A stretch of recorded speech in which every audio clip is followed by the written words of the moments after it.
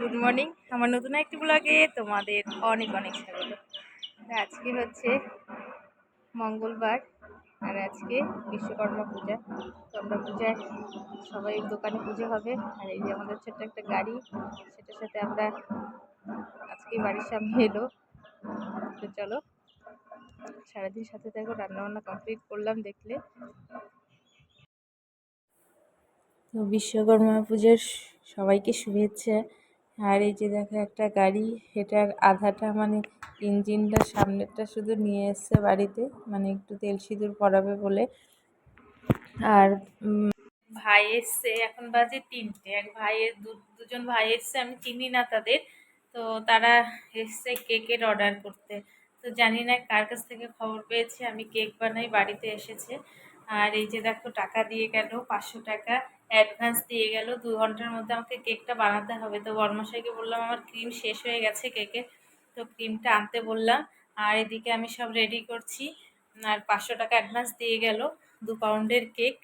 আরও 200 টাকা মানে যখন নেবে তখন মানে দিয়ে যাবে। আর বেলুন টেলুন সব কিছুই তো রাখি, তো সেগুলোও নেবে। বেশ ভাল লাগছে, হাত একদম খালি ছিল যেন। তো এখন আমি সেরকম অর্ডার করতে মানে নিতে পারি না, যেহেতু আজকে আমার ছুটি আছে, তাই অর্ডারটা নিলাম। নাহলে আমার ডিউটি থাকলে তো এই অর্ডারটা আমি নিতে পারতাম না। তো চলো কেক বানাই, আর তোমাদের সাথে যতটুকু পারি শেয়ার করব। তো আমার কাছে কেকের ক্রিমগুলো শেষ হয়ে গেছিলো, মানে কেকের ক্রিম না, বক্সও শেষ হয়ে গেছে। কেকটা যে নেবে সেই বক্স, সবগুলো মিলে মানে বক্সটা আমি পাশের এক বোন বানায়, তো তার কাছ থেকে নিয়ে আসবো। আর এই ডার্ক চকলেট ক্রিম এগুলো বর এনে দিল দোকান থেকে। তো অ্যাডভান্সটা যে করে দিয়েছিল সেখান থেকে আমি 350 টাকা দিয়ে দিলাম দুটো বাবদে। আর ছেলের জন্য কেক বানাতে হবে, তো হয়ে যাবে একসাথে। আর এই ব্ল্যাক ফরেস্ট বানাবো। তো বরকে বলেছিলাম চেরি আনতে, ওনা চেরি আনতে ভুলে গেছে নাকি, পাইনি। আমাকে তো বললো যে পাইনি। যাই হোক, পুজোর সময় এনেছিল, মানে বিশ্বকর্মা পুজোতে। তো মা সবাইকে আবার প্রসাদ দিয়ে দিয়েছে। আর তো চেরি একদমই শেষ, তো আমি ব্ল্যাক ফরেস্ট বানাবো। তো চেরি না দিলে ভালো লাগে না, তো আমি ডায়েরি মিল্ক উপরে দিয়ে দেবো, বেশ ভালোই লাগবে। তো কেকটা কেমন হয়েছে তোমরা অবশ্যই জানিও। খুব কষ্ট করছি জানো, মনে হয় যে এত কাজকর্ম, সকালে তো রান্নাবাড়ি করেছি, সেটা তোমাদের সাথে আর শেয়ার করিনি। ওই একই রান্নাবাড়ি রোজ সকালে উঠি তোমরা আমার ব্লগে দেখো, তার জন্য আজকে একটু অন্যরকমভাবে শেয়ার করলাম। এই যে ফাইনালি এরকমভাবে চেরির বদলে ডায়েরি মিল্কটা ছিল ঘরে, এটা ভেঙে ভেঙে দিয়েছি। তো অনেকটা বড় হয়েছে, জানি না কতটা বোঝা যাচ্ছে ভিডিওতে, কিন্তু 2 পাউন্ডের থেকেও বেশি হয়ে গেছে। তো কেক আমার একদম উপরে চকলেটগুলো যখন দিচ্ছি, তখনই ভাইয়েরা এসে মানে গেটের ওখানে মানে বাইকের আওয়াজ পেলাম একদম যখন ফিনিশ হয়েছে তখনই। আর পাশের বাড়ি থেকে ছেলেকে পাঠালাম, বক্সটা এনে দিল।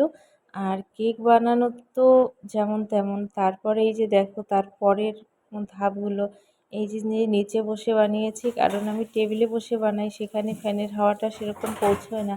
আর এতটা গরম পড়েছে না, ফ্যানের হাওয়া না লাগলেই কেকের ক্রিমটা একদমই কেমন নষ্ট হয়ে যাচ্ছে। তো নিচে বসে বানাচ্ছি, আর পুরো একদম ছড়িয়ে ছিটিয়ে একাকার হয়ে গেছে। তো সেগুলো মুছে টুছে নিয়ে এই যে এখন কিন্তু সন্ধে হয়ে গেছে, আমি প্রার্থনার সময় হয়ে গেছে। মেয়েকে নিয়ে তো মা উপরে ঘুমোচ্ছে, আমি এই বাসনগুলো মেজে তারপরে আবার সন্ধে দেব, প্রার্থনা করব। আর ঠাকুর পুজোর না অনেকগুলো বাসন আছে, বিশ্বকর্মা পুজোর দোকান থেকে এনে মা ঢিপ দিয়ে রেখেছে গোডাউন ঘরে, মানে ভিজিয়ে রেখেছে, সেগুলোকে ধুতে হবে। তো এই কেকের এত বাসন হয় দেখো, আমাদের সিঙ্কটা কিন্তু অনেক বড়, ভর্তি হয়ে গেছিলো। এই যে বাসনের ঝুড়িতেও রাখার জায়গা হচ্ছে না, টুকিটাকি এত বাসন হয়ে যায় না কি বলবো। এগুলো মাঝামাঝি আমার এক হাতে করতে হয়। তারপরে তো আছেই মেয়েকে ছেলেকে খাওয়ানো, পড়াশুনো, সংসারের যাবতীয় কাজ। এই বাসনগুলো মাজতে আমার সবথেকে বাজে লাগে। কেকের পরে যে ঝামেলাটা, আমার কোমর আর আমার মানে সাথ দিচ্ছে না, এত কোমরটা ব্যথা করছে। এরপরে আবার যেতে হবে আমাদেরই সাথে কাজ করি আমাদের এক কাকিমা, তার বাড়িতে বিশ্বকর্মা পুজোর নিমন্ত্রণ করেছে।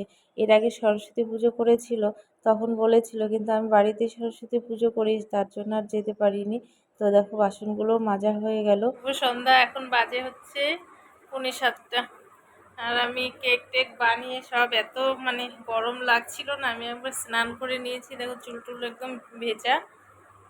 আর বরমশাই করছে আজকে পিকনিক। আর আমি এখন রেডি হয়ে নিয়েছি আমাদের এক কাকিমার বাড়িতে, মানে আমাদের কলিগ কাকিমার বাড়িতে হবে হচ্ছে বিশ্বকর্মা পুজো। তো পুজোর নিমন্ত্রণ করেছে, সরস্বতী পুজোতেও করেছিল, যাওয়া হয়নি। তো ওই দিন তো সবার বাড়িতে, আমাদের বাড়িতে পুজো ছিল, আজকেও আমাদের বাড়িতে হয়েছে, বাড়িতে হয়নি, দোকানে পুজো হয়েছে। তো আমাদের বাড়িতে তো আর খিচুড়ি টিচুড়ি হয়নি, ওই প্যাকেট সব প্রসাদ দিয়েছে, পাশের দোকান আশেপাশে বাড়িতে দিয়ে এসছে, সেরকম ঝামেলা নেই।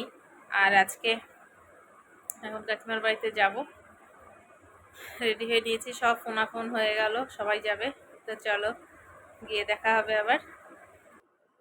এবার দেখো মেয়ে এই যে ঘুম থেকে উঠেছে, ওকে খাইয়ে দিলাম আর ও একটু খেলছে। আমি স্নানটা করে একদম রেডি হয়ে নিয়েছি, তারপরে ফোন করলেই ওরা টোটো নিয়ে আসবে, সেই টোটোতে যাব। তো ফোন করেছে, আমি এই যে যাচ্ছি রাস্তায়, এই রাস্তাটা না একদমই আলো কম, দেখো একদম অন্ধকার রাস্তাটা আমি যাচ্ছি।